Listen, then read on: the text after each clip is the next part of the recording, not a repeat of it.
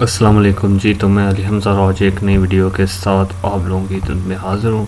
तो आज की वीडियो में हम जिन चीज़ों के बारे में बात करनी है वो टाइप्स ऑफ मेमोरी है कंप्यूटर के अंदर। वैसे तो बहुत सारी टाइप्स ऑफ मेमोरी होती है, आगे चल के मैं आपको दिखाऊंगा भी, लेकिन हमने ना क्योंकि हाई लेवल लैंग्वेज सीखनी है तो उस हवाले से हम सिर्फ ना एक दो मेमोरी के बारे में तफसील से बात करेंगे।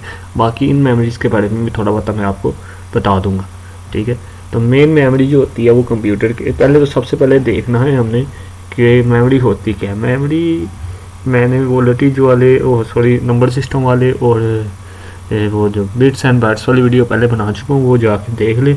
वहाँ पर मैंने आपको बताया है कि लो लेवल लैंग्वेज 0 और 1 कहते हैं। कंप्यूटर 0 और 1 की लैंग्वेज समझता है। कंप्यूटर कोई नंबर सिस्टम नहीं समझता, ना वो 0 1 को समझता, ना कुछ और समझता, वो सिर्फ वोल्टेज समझता है, बिजली को, ठीक है। तो कंप्यूटर की 3 खसूसियात है, उसमें से एक खसूसियत है कि वो स्टोर करता है। मैं बताता हूँ, पहले वो आपसे कुछ डाटा लेता है, उसको स्टोर करता है, उस पर प्रोसेस करता है और आपको आउटपुट दे देता है। इसके अलावा कंप्यूटर कुछ नहीं करता, ठीक है। तो जो स्टोर करता है ना, ये यानी कि जिस तरह स्टोर का मतलब क्या है कि जिस तरह आप कोई भी चीज़ ला के रख लेते हो, ठीक है। अब मैं हर बंदे को समझाना है, तो मिसाल के तौर पर आपने घर में राशन रख लिया, 1 हफ्ते के लिए स्टोर कर लिया, तो इस तरीके से कंप्यूटर के अंदर भी वोल्टेज को स्टोर कर लेने का नाम, वोल्टेज की सूरत में डाटे को स्टोर कर लेने का नाम मेमोरी कहते हैं। अब 2 तरह की होती है, यानी जब बिजली पास होती है वो 2 तरह की होती है। वहाँ पे मैंने वो बिट्स एंड बाइट्स वाली वीडियो में भी बताया था और नंबर सिस्टम वाली वीडियो में बड़ी डिटेल के साथ इस चीज़ को एक्सप्लेन किया था कि आपके पास एक सिक्वेंशियल सर्किट होता है और एक कम्बिनेशन सर्किट होता है, ठीक है। तो जो सिक्वेंशियल सर्किट होता है, अगर मैं गलत ना हो तो वो स्टोर करता है, ठीक है जी। सिक्वेंशियल सर्किट जो होता है वो अपने अंदर उस वोल्टेज को स्टोर करता है, उस डाटे को। लेकिन जो कॉम्बिनेशन सर्किट होते हैं वो स्टोर नहीं करते, वो सिर्फ बिजली पास कर देते हैं। जिस तरह आपके घर में हो रहा होता है, पीछे से एक ठंडी गर्म तार आ रही होती है, ठीक है, और बिजली बल्ब के अंदर पास हो रही है, तो बल्ब जल रहा होता है या कोई भी मशीन चल रही होती है, तो वो साथ साथ ही वोल्टेज जो है वो कंज्यूम भी होते चले जाते हैं। लेकिन कंप्यूटर के अंदर ये खसूसियत होती है कि वो उन वोल्टेज को स्टोर कर लेता है। अब वो जब वो उन वोल्टेज को स्टोर करता है तो वो हम इतना तो नहीं कह सकते कि जी आपने सुना होगा कि माइनस प्लस या फिर ऑन ऑफ। तो मैंने वहाँ पे भी बताया था कि कंप्यूटर में क्योंकि हमने स्टोर करना होता है उन वोल्टेज को, अब हमें नहीं पता कि कहाँ पे इतने ज़्यादा वोल्टेज स्टोर हो रहे हैं, ठीक है, लो हाई वोल्टेज। तो हमें कैसे पता चलेगा कि कहाँ पर कितने वोल्टेज स्टोर हो गए मेमोरी के उसने किए हैं। तो उसके लिए फिर हमें यहाँ तो वोल्टेज स्टोर करना था, यहाँ लो करना था या हाई वोल्टेज स्टोर करना था। 2 पॉसिबिलिटीज़ थी, तो हमने उसके लिए एक नंबर सिस्टम बना लिया था जो आपका होता है बाइनरी नंबर सिस्टम, ठीक है। तो वहाँ पे मैंने बताया था कि नंबर सिस्टम इसलिए बनाना पड़ा कि वही कि इतने ज़्यादा हम जो है ना प्लस माइनस को याद नहीं रख सकते या ऑन ऑफ को याद नहीं थे रख सकते। नंबर सिस्टम में होता है कि वो एक सीक्वेंस के साथ चलता है जिस तरह। तो अगर आपको उसके बारे में सीखना तो वो पिछली वीडियो जाके देख लीजिए नंबर सिस्टम वाली, वहाँ पर मैंने बड़ी डिटेल के साथ इस चीज़ को जो है ना वो किया है, तो यानी एक्सप्लेन किया है मैंने। और अब बात कर लेते हैं कि मैं जब हमने वोल्टेज को स्टोर करना है तो वो कहाँ करेंगे। वो आप जो है ना वो 2-3 बहुत सारी उसकी है, ठीक है, टाइप्स स्टोर करने को। अब वोल्टेज को कहाँ कहाँ पे स्टोर करते हैं कंप्यूटर, या तो रैम के अंदर करते हैं, या आपकी जिसको प्राइमरी मेमोरी भी कहते हैं, आपकी जो होती है सेकेंडरी मेमोरी, जिस तरह आपकी कोई हार्ड ड्राइव, आपकी सीडी, आपकी यूएसबी, आपकी मेमोरी कार्ड हो गया, तो इसको हम सेकेंडरी मेमोरी कहते हैं। इसी तरह एक कैशे की मेमोरी होती है जो कि आपकी जो मेन मेमोरी यानी जिसे हम रैम कहते हैं उसके बिल्कुल पास होती है। ये सबसे जो यानी कि सीपीयू के बिल्कुल पास होती है, ठीक है। अब इसके मैं ज़्यादा डिटेल में नहीं जाने वाला क्योंकि आपके लिए अभी वो बहुत ही होगा, यानी कि समझ लें कि ये रैम से तेज़ होती है, ठीक है। ये अपने पास थोड़ा, और ये बहुत थोड़ी होती है लेकिन बहुत तेज़ होती है, ठीक है, रैम से बहुत ज़्यादा तेज़ होती है, बड़ी तेज़ी से इसके अंदर से डाटा पास होता है। अब एक और होती है जी हमारे पास ऑक्सिलरी मेमोरी, ठीक है। ये जो कंप्यूटर का असल सीपीयू होता है ना, ठीक है, वो जो चिप होती है उसके अंदर होते हैं रजिस्टर। ये बिल्कुल थोड़ी मेमोरी होती है, कुछ बाइट्स की, 8 बाइट की, 16 बाइट्स की, ठीक है। तो लेकिन ये बड़ी स्पीड से चलती है। इसके अलावा एक और होती है मेमोरी जिसे हम ALU कहते हैं, ठीक है। उसको मेमोरी कंसीडर तो नहीं करते, लेकिन वो मेमोरी ही होती है, लेकिन वो इस ऑक्सिलरी मेमोरी या रजिस्टर से भी तेज़ होती है। बस उसके अंदर डाटा जाता है, काम हो गया, बस ऐसे ही कि जैसे बल्ब के अंदर बिजली घुसी तो बस उसके कंज्यूम होगी। तो ऐसे ही होता है जो होता है आपका ALU, ठीक है, अरिथमेटिक लॉजिकल यूनिट, उसके अंदर इसी तरह होता है। तो ये बहुत सारी टाइप्स हैं, लेकिन हमें इनके डिटेल में जाने की ज़रूरत नहीं है। ये बस मैंने आपको बता दिया कि कितनी होती हैं। हमने सिर्फ फोकस करना है हमारी जो है प्राइमरी मेमोरी है और उसके बाद सेकेंडरी मेमोरी, ठीक है। इनको हमने अंडरस्टैंड करने की कोशिश करनी है। जो हमारी होती है सेकेंडरी मेमोरी, ठीक है, उसको तो सारे जानते हैं। हार्डवेयर जो होती है आपका मेमोरी कार्ड, आपका CD, आपकी जितनी भी ये सारी चीज़ें हैं, ठीक है, इसकी ये सारी सेकेंडरी मेमोरी में आती है। लेकिन जो हमारी प्राइमरी मेमोरी होती है, जो कंप्यूटर के अंदर होती है, जिसको हम रैम भी कहते हैं, ठीक है जी, रैंडम एक्सेस इसको कहते हैं, ठीक है। इसका पूरा मुहफ़्फ़ज़ ये है रैंडम एक्सेस। अब रैंडम एक्सेस क्यों कहते हैं ये भी आगे चल के आपको बताता हूँ। लेकिन रैम की ये है कि रैम, मैंने बोला कि जो आपकी हार्ड ड्राइव होती है वो होती है सेकेंडरी मेमोरी, उसके अंदर डाटा पड़ा हुआ है, बस वो ऐसे ही पड़ा हुआ है, ठीक है। लेकिन जो आपका रैम है ना, वो परमानेंट नहीं होती, ठीक है। अगर आप सेकेंडरी मेमोरी हार्ड ड्राइव, आपका जो मेमोरी कार्ड है, आपकी USB, आपकी CD, उसके अंदर आप डाटा स्टोर करके रख लेते हो, जब चाहते हो आप लगाते हो, उसके अंदर से वो कभी ख़त्म नहीं होता जब तक आप उसे डिलीट ना करो, ठीक है। लेकिन रैम के अंदर ऐसा नहीं होता। रैम के अंदर ये होता है कि आपका जो प्रोग्राम चल रहा होता है ना, ठीक है, मिसाल के तौर पर आपने एक सॉन्ग प्ले किया, ठीक है, अब वो जो सॉन्ग चल रहा है ना, वो जिस सॉफ्टवेयर के अंदर चल रहा है, आपने MX प्लेयर के अंदर चलाया या जो भी आपने म्यूज़िक प्लेयर इस्तेमाल किया, वो उसका जो MX की जो वो प्रोग्राम चल रहा है, MX प्लेयर चल रहा है, या सॉन्ग का जो डाटा है वो चल रहा है। जब वो चल रहा होता है तो वो रैम के अंदर चल रहा होता है। कोई भी प्रोग्राम जब भी चल रहा होता है कंप्यूटर के अंदर, वो चाहे बड़े से बड़ा प्रोग्राम हो या छोटे से छोटा 2 नंबर को ऐड करने का प्रोग्राम हो, वो रैम के अंदर चल रहा होता है। ये आपने बात याद रखनी है, क्योंकि जब हमने हाई लेवल लैंग्वेज सीखनी है तो हमें इससे पहले इन चीज़ों का पता होना चाहिए, ठीक है।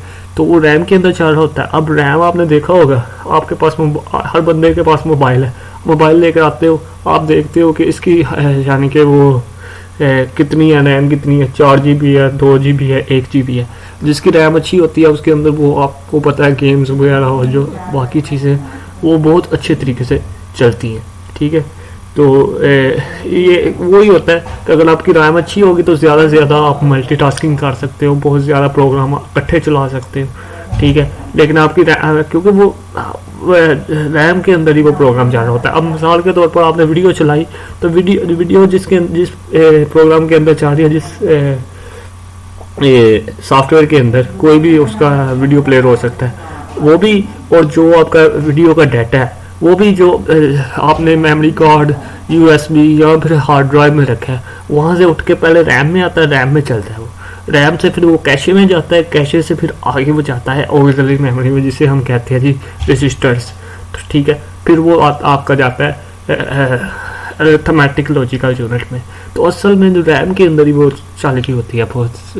तो हमने रैम को बस याद रखना है कि कोई भी सॉफ्टवेयर, कोई भी चीज़ कंप्यूटर के अंदर जब वो रनिंग प्रोसेस में होती है, ठीक है, वो रैम के अंदर होती है। बस आपने इतनी बात याद रखनी है। अब इसको रैंडम एक्सेस मेमोरी क्यों कहते हैं?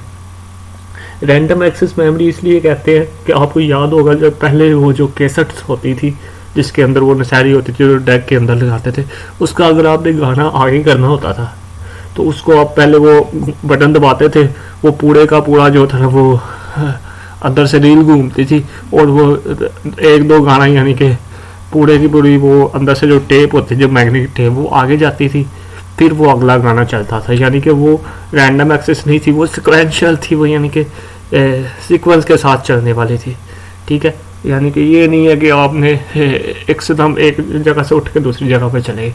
लेकिन जो रैंडम एक्सेस है, इसे आप कभी भी उठा के, कभी भी आप जो है ना कहीं से भी आप इसको यानी कि आप इस वक्त बैठे हो नंबर 1 पे, तो सीधे ही आप नंबर 100 पे जा सकते हो, 100 डब्बे में जा सकते हो। मिसाल के तो आप गाना चला रहे होते हो मोबाइल के अंदर, आप तो आप क्या करते हो, यूट्यूब पर वीडियो देख रहे होते हो, पहले आप वीडियो के एंड पे चले जाते हो। यानी आपको ये नहीं करना होता कि आपको पहले इंतज़ार करना होता है कि आप जिस तरह वो कैसेट के अंदर पहले वो रील घूमती थी तो वहाँ पर आप जाते थे। तो ये सिक्वेंशन नहीं होती, ये रैंडम एक्सेस होती है, जहाँ से मर्जी आप इसका डाटा उठा लें। ठीक है, तो ये बहुत ही, उम्मीद करता हूँ कि आपको समझ आ गई होगी इसको रैंडम एक्सेस क्यों कहते हैं। अब बात रह गई हमारे पास सेकेंडरी मेमोरी की। मैंने बता दी है कि वो जो आपके पास हार्डवेयर है, आपकी मेमोरी कार्ड है, आपका USB है, आपकी CD है, ये सारी सेकेंडरी मेमोरी है। इसके अंदर बस डाटा पड़ा होता है, चलना उसने रैम के अंदर ही होता है। ये बात आपने याद रखनी। उसके बाद आता जी रैम के बाद हमारे पास एक और होती है रीड ओनली मेमोरी। ठीक है, रीड ओनली मेमोरी जो होती है ना, सिर्फ उसको आप पढ़ सकते हैं, रैम रोम जिसे हम कहते हैं। वो क्या, वो बस वो परमानेंट होती है। इसकी मिसाल आप यूँ लीजिए कि जब भी आप कोई मोबाइल लेकर आते हो तो उसका जो लोगो होता है, जिस तरह आपका नोकिया का वो हाथ मिलते हैं, ठीक है, या फिर आप सैमसंग का ले तो वो सैमसंग का लोगो आता है। आप कोई दूसरा मोबाइल ले तो उनके एक लोगो शो होता है जब उसको आप ऑन करते हो।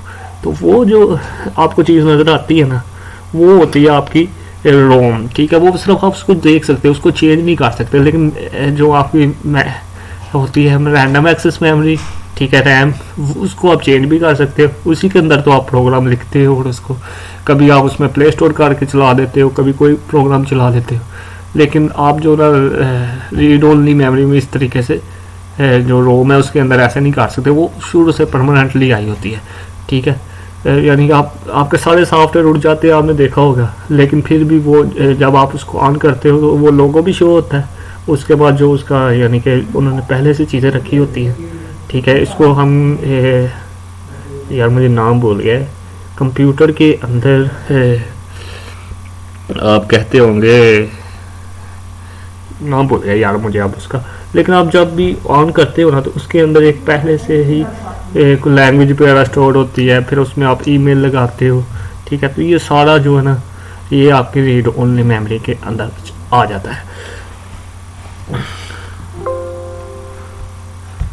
आप आगे बात करते हैं तो बहुत सारी और भी होती है। मैंने जिस तरह बताया कि इनकी सब टाइप भी बहुत ज़्यादा होती है।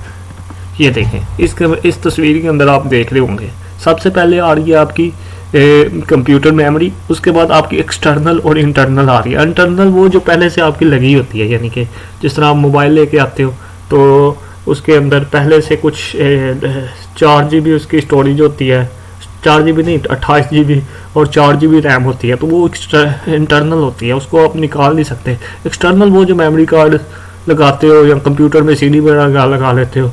ठीक है, इसी तरह जो कैशे होती है, मैंने बता दिया, ये एक्सटर्नल से आगे होती है। ठीक है, पहले रैम में प्रोग्राम जाता है, फिर कैशे में जाता है। और विजुअल भी होती है। विजुअल ये समझ लीजिए कि बस ऐसे ही टेम्परेरी वो होती है, इसके डिटेल में नहीं जाएंगे। अच्छा, उसके बाद आपके पास रैम आ जाती है। रैम की भी आगे से सब टाइप है, एस रैम और डी रैम। ठीक है, इसकी डिटेल में जाने की ज़रूरत नहीं है। ये आप अगर आपने कंप्यूटर का वो डिजिटल लॉजिक डिज़ाइन पढ़ेंगे तो वहाँ पर ये आपको उसकी डिटेल मिल जाएगी। आपका शौक हो तो आप देख लीजिए। उसके बाद मैग्नेटिक टेप आ जाती है एक्सटर्नल में। मैग्नेटिक टेप वही केसेट वगैरह जो आप डालते थे केसेट डेक के अंदर या फिर वो VCR के अंदर।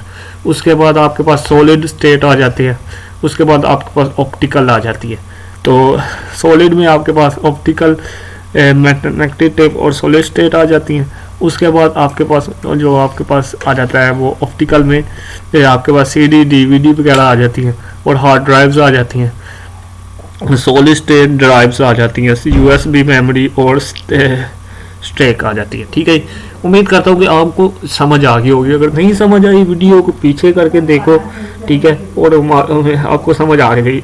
एक बात और याद रखिए, एक्सटर्नल मेमोरी में जो कैशे है या फिर आपका जो सिर्फ आपने ना इसको नहीं याद रखना, आपने सिर्फ रखना है तो रैम को याद रखना है, क्योंकि रैम बहुत ज़रूरी है। अगर रैम की आपको समझ आ गई ना, ठीक है, कि रैम क्या होती है। रैम वो होती है जिसमें प्रोग्राम चलता है, कोई भी प्रोग्राम चलता है, वो चाहे छोटे से छोटा प्रोग्राम हो चाहे बड़े से बड़ा प्रोग्राम।